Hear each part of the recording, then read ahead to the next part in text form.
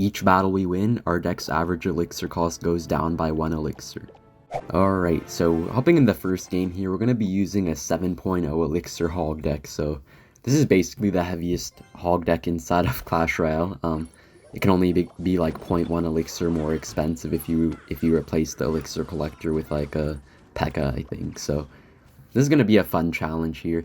I think I'm going to include Hog Rider in every deck, but I'm gonna kind of like switch up the archetypes a bit, because we will probably have to use like dual win conditions, at least in these first few battles, because we need to use basically all of the, or not like all of them, but like most of the more expensive cards in CR. So I'm gonna see what we can do here. Honestly, like, the heaviest deck in CR is actually a lot better than the cheapest deck, so I'm not too worried here. And this guy's gonna go with Golem, but I'm just gonna get a high 3M off to finish off the Inferno Dragon and also kill the Night Witch. The reason I used the 3M on the Inferno Dragon too is because I knew if the E-Giant like walks forward a bit, the E-Giant wouldn't be able to stun the Inferno Dragon anymore, and it would have finished off our E-Giant. And okay, our Barbot's doing pretty good work here, and he's gonna Bandit, so I'm actually gonna MK just to save our tower. He probably will have to like make another big Golem push just to take it out, so pretty good stuff for us. And E-Giant just doing so much work here. He is gonna Inferno Dragon, but I'm probably just gonna let it take my tower and try to go in with the Hog here. It probably won't take his whole tower, but I'm hoping it can take the majority of it. Alright, so he does only have like 990 HP left, so I think we just need like an E-Giant now, and this deck's actually working out really well for us. I mean, I don't know, like these cards aren't too bad. I mean, they're really weird to play together, but they do kind of work. E-Giant kind of carries this deck, I feel like, along with the Hog Rider and sometimes the Elixir Collector, but we didn't have it in our starting hand, so it was basically not possible to play it. And we're just gonna E-Giant here, because I'm pretty sure he has no building. The only way he could counter is with like an Inferno Dragon, but it looks like he is gonna go all in here. And we're just gonna try to kite his Golem back with the Elixir Collector, the ever so goated defensive Elixir Collector, and looks like it's gonna be a pretty early GG here.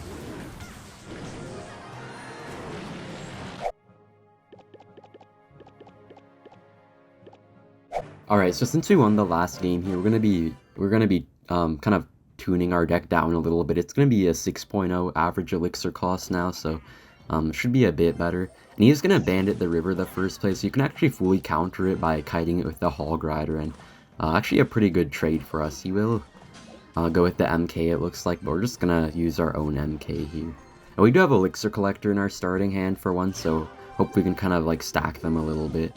And he's gonna have Archer Queen. He's gonna use the ability too, so this could be a little bit tricky. Looks like his MK will probably jump on our tower, and his Queen, it might get a lot of damage too, but you know, we kind of just have to like survive until double elixir, then we'll have like a huge Golem Electro Giant Hog Rider push with maybe recruits in there or something like that. This deck is still one of the most expensive in CR, so not going to be easy, but I also had to throw in my girl Firecracker in there.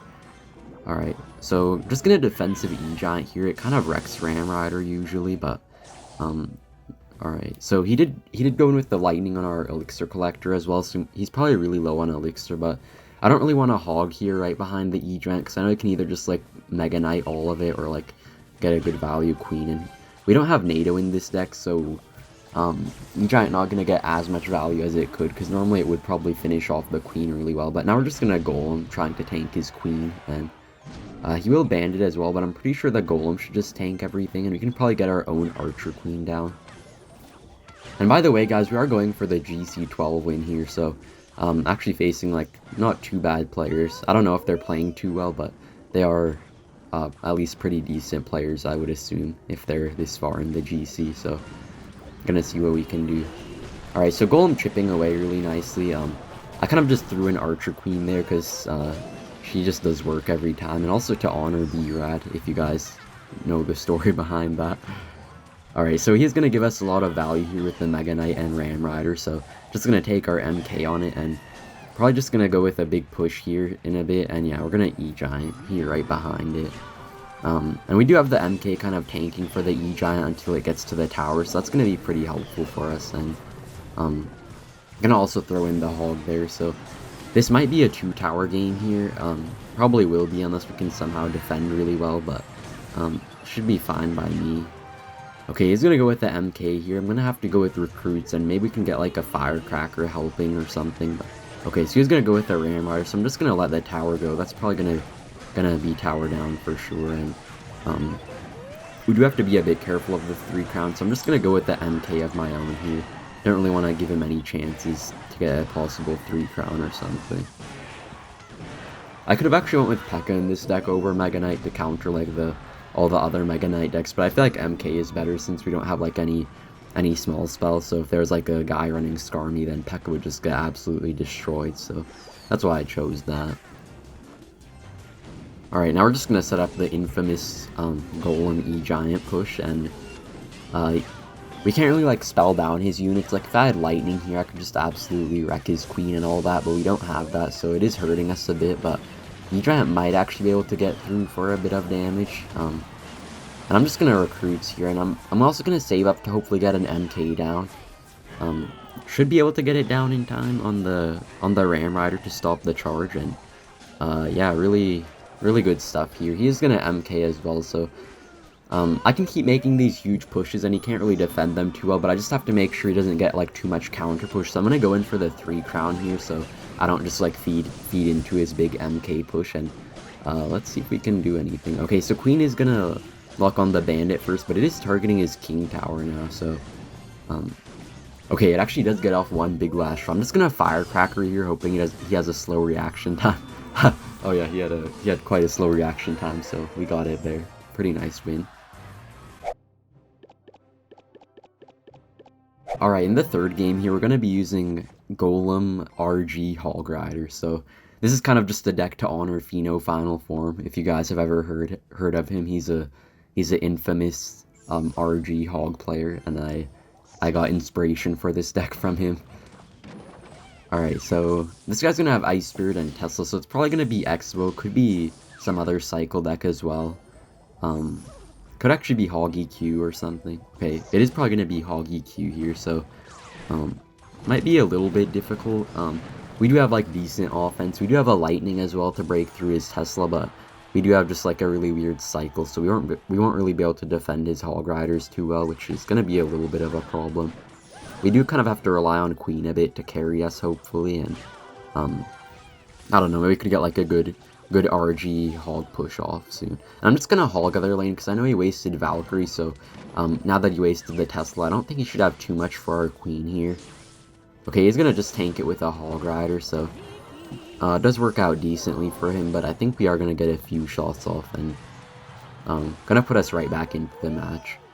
I'm not really sure how useful Golem will be here though, because like he probably has Firecracker, I would assume, because usually if they run Queen, they have Bomb Tower as well over Tesla, so don't really want to Golem because they'll kind of just like feed his Firecracker. And I'm just gonna RG in the back here. I could have done another play, but it would just be a little bit awkward. So I kind of just want to go with the RG so I can save my skeletons for his Hog Rider. It looks like he might not go with it here, but just a bit of a precaution there. And I think we're actually just gonna go with the Hog Rider here, and he did give us a bit of a good lightning here, so gonna lightning his Firecracker and Tesla. And it was actually good that we didn't hit his tower there with the lightning, because it allowed the Hog Rider to not get targeted by the tower, so I think it got like a good amount more damage that way, and we already almost took his entire tower, so yeah, really good stuff here. Looks like the 5.0 Hog deck is actually even stronger than the normal 2.8 Hog EQ deck. We do have to be a bit careful though, because we don't have any direct damage. I mean, we do have lightning, but he can easily like block it with skeletons, so just gonna make sure those 3 musketeers finish off his tower. And at this point we can kind of just like overspend on defense and do whatever we need here. Hog is probably gonna get a couple of shots, but it doesn't really matter too much, and for his last Hog we can try to get like 3M down, or even just lightning it if we have to. And I'm gonna pop the Queen ability here, kind of just stacking up the lane and all that. Alright, so looks like we're gonna pick up another win here most likely, and gonna move into the 4.0 decks shortly. Hopefully keep on winning so I can just go back to my normal Hog deck at like 2.9 elixir, but maybe I'll add like something to it to make it 1 extra elixir. Alright, that's gonna be GG. Alright, in the next game here we now have a have a 4.0 elixir deck, and this is gonna be a Golem Sparky Hog deck. So basically what I did here is I just used the normal Hog EQ deck that I use, except I just upgraded it. So I used Golem for Valkyrie, I used Lightning for EQ, I used Sparky for Firecracker, and we now left ourselves with a really OP Hog deck. Alright, so this guy's probably gonna also be playing some sort of cycle deck. He does have Ice Golem. Just gonna Sparky, honestly. Like, if you're playing Sparky, what are you doing if you're not Sparky first playing, you know what I mean? So, no reason not to. And he's gonna Fireball, so it does look like 2.6, and gonna be a little bit interesting. Not really sure how much value our Sparky will get. Okay, so he does go with the Muskie here, so I'm gonna try to get a really good Lightning off if he plays a Cannon. Okay, he does play it, so that's gonna get a ton of damage. It is a bit harder to predict his, like, skeletons and cheap units with the log, so...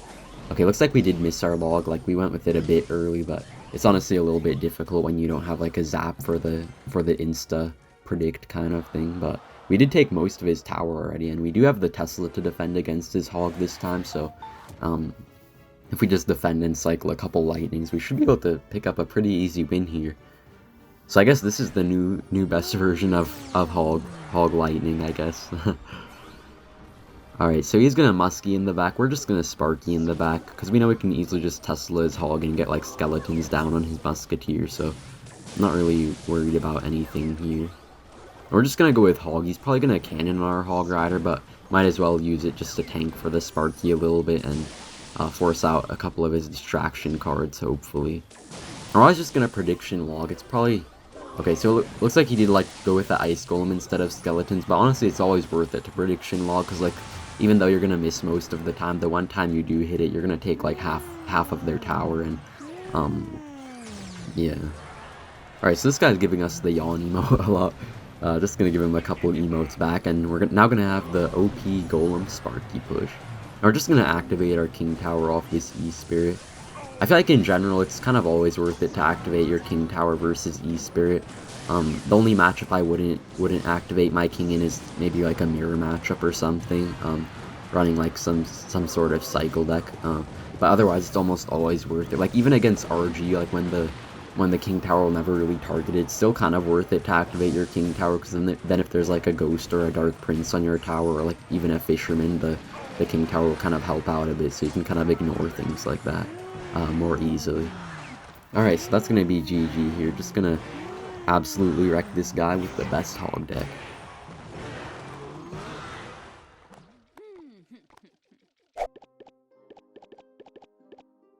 Alright, hopping in the next match here, we're gonna be up against this guy, and in this match we're actually gonna just be using our good old Hog deck with Archer Queen. I could have used Firecracker, I guess, but it would have been too cheap unless I made weird substitutions, so just decided to go with the Queen version. I am also using Valkyrie here, though, even though I have Bomb Tower, just to raise the elixir cost right up to 3.0, and we do also have Ice Spirit over Fire Spirit. Kind of just felt like using the Ice Spirit, so that's the reasoning behind this deck. Alright, so this guy's probably gonna have Splash Yard here, which is honestly pretty difficult. It always is difficult when you're running a Hog deck, even if they have like Tombstone or Goblin Cage, but Queen is kind of OP against this deck, so if we get really good Queens, we could have a chance.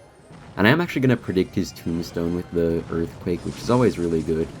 Even though the Tombstone is really weak to Earthquake, if you don't like Prediction Earthquake on their Tombstone, it's usually still going to almost fully counter your Hog Rider, so always make sure to go with those predictions when you're pretty sure that you can hit them. And by the way, guys, I don't know if you caught my Skeletons placement there, but if you didn't, you can just rewind a couple seconds. It's always really important when you're facing Graveyard to go with like your mini tank on the right side of. So say they Graveyard on your right tower, you want to kind of go with like the Valkyrie to the right of your tower to defend the Graveyard, and then like the Skeletons to the left inside of your tower. So that way you kind of have like a bit of blockage in all directions for their Graveyard, and you can prevent most of the chip damage. So gonna do us really well there, and we are gonna get one Queen shot as well in the counter push right there. So yeah, really good start here. Definitely is a lot better facing Tombstone than Goblin Cage though, because when you're facing Tombstone you don't really have to worry about the counter push or anything, but Because like if you EQ a tombstone, it's just gonna completely die. But if you EQ a goblin cage, it's gonna like bring out that pretty hard to deal with brawler. So yeah. Okay, looks like he is gonna go opposite lane here. Not really too worried about it because I know he is gonna get some good chip damage, but it's not really gonna do too much for him. And honestly, it's always better to go opposite lane of the graveyard player when you're playing like the majority of hog decks. So you're gonna be pretty fine with that. And we're gonna get a we're gonna get an EQ off because I know we're in a pretty good position. We're up like a couple elixirs, so I knew we could cycle that EQ pretty safely. And we're gonna kind of just reset here. Gonna get another hog as well, and he is gonna tombstone. This time we couldn't predict it, so it is gonna do a bit of a better job pulling the hog rider, but it looks like we are still gonna get one shot. It also kind of did become a little bit harder to break through ever since that Ice Wizard change, because now it does have like the Nova, which kind of slows down your hog rider sometimes, kind of annoyingly, but gonna still work out pretty fine for us here. And Queen just really cleaning up super nicely, because you really need the Queen in this matchup when you don't have like the Tesla for air defense against the baby dragon. Alright, he's really overspending on these hogs, so we're probably just gonna try to outcycle him here in a second. Yeah, just gonna hog log, and I'm not sure if he can defend this. He might get back to another tombstone. Okay, he did, but we just need like a couple EQs and a couple logs at this point, so should be pretty easy from here, but yeah. Okay, he's gonna go in with the NATO as well, so it is getting a little bit sketchy here, but even though Graveyard's kind of a difficult match, the thing is, if you get in a good lead, you can pretty easily keep the lead, because it's not really like a super hard matchup to defend. It's just super hard to break through, but you can usually defend like pretty okay. You will still usually take like a few skeleton hits, but you can honestly minimalize most of the damage if you play well enough. So yeah, if you get like a decent lead at the start, you can do really well. Alright, so we're just gonna go with a hog here. EQ is not gonna be enough to finish it off, so we're just gonna try to get back to another one, and looks like our hog is gonna finish it off, so that's gonna be GG. Alright, so now we're going to be using a 2.0 hog deck. Honestly, it is one of the fastest hog decks I've used, but it actually looks like a somewhat decent deck with like the bats and the cannon in there, so going to see what we can do here. And this is going to be for the 12th win, guys, so if we win this, we are going to get a pretty clean 12 win, so hopefully we do end up winning it. So this guy's going to have fireball arrows on our first hog rider, which is honestly pretty good for us. Always really nice when they have to like fireball your first hog rider, always a really good sign. Okay, so he's gonna have Zappy, so this might be your like recruits or something, with arrows most likely, which is gonna be a little bit better for us than if he had E-Spirit, because E-Spirit just kind of wrecks the bats. Okay, he does actually have Skeleton King, so this is probably gonna be some weird off-meta deck. Not too sure what it is. I guess seeing the arrows, it's probably gonna be some graveyard deck most likely. Unfortunately, the Skeleton King is also gonna walk back to our Hog Rider, which isn't really what we wanted, but okay, at least our Hog does get one hit off on his tower. And we're always going to be pressuring with the Fire Spirit at the perfect times, because I know if he doesn't like overcommit on it, he has like pretty expensive cards, so he's always going to have to take a ton of damage if he doesn't spend quite a lot on it. Alright, and Bat's going to clean up his graveyard really nicely, and we're going to get another Fire Spirit off, and looking really good here so far.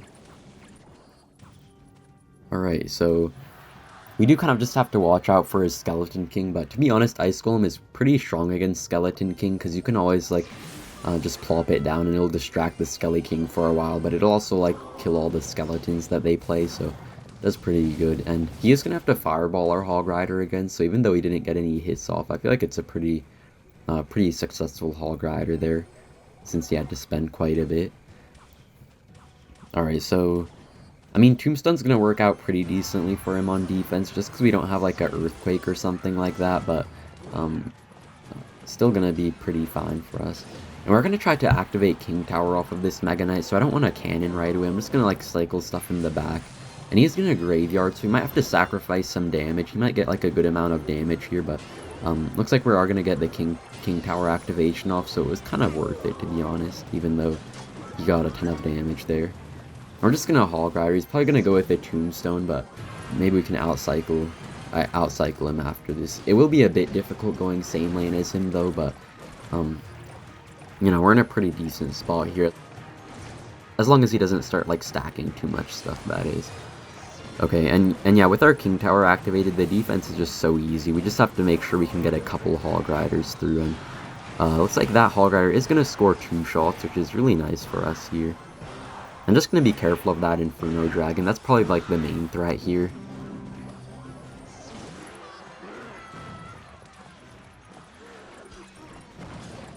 By the way, guys, I noticed, like, Cannon actually became a pretty good card recently. Like, ever since pretty much this season, I've noticed that, like, a good amount of people are using Cannon once again. There's, like, this really popular Royal Hogs deck with Cannon in it right now, and there's always 2.6 of them. Just feels like a pretty decent building in general right now. Alright, and that looks like it's gonna be GG, so thank you guys for watching, and I hope you have a great day. Bye!